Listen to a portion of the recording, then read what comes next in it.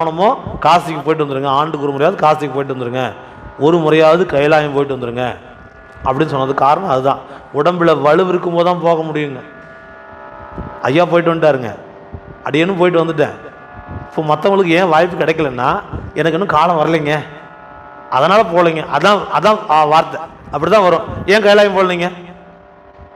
நீங்களே ஏன் கைலாயம் போல? புரியல புரியல எனக்கு புரியல. ஏன் கைலாயம் போல? நேரம் வரலையா? பாருங்க, நான் சொல்லல நேரம் வரல, நேரம் வரும். நீங்க ஏன் கைலாயம் போல? ஐயா அழைப்பு கொடுக்கல. சூப்பர், அருமையா சொன்னார் பாருங்க. ஐயா அழைப்பு கொடுக்கல.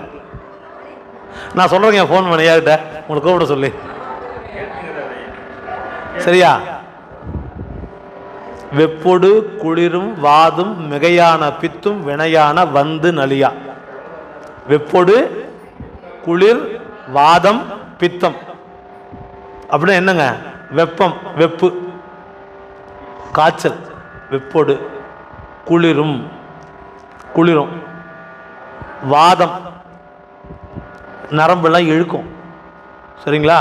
வாதம் உள்ளக்கிற அந்த வாயுக்கள்லாம் குறைய ஆரம்பிக்கும். வாதம்.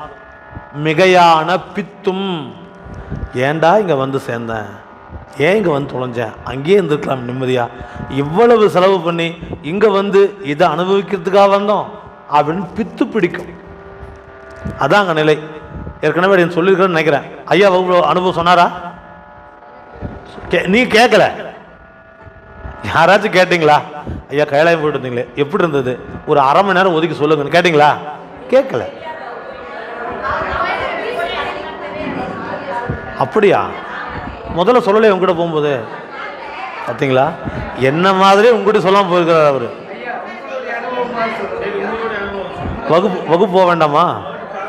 அடுத்த மாதம் நான் லீவு, அடுத்த மாதம் நான் லீவு, அதுக்கு மாதம் வருவேன். ஜூலை மாதம்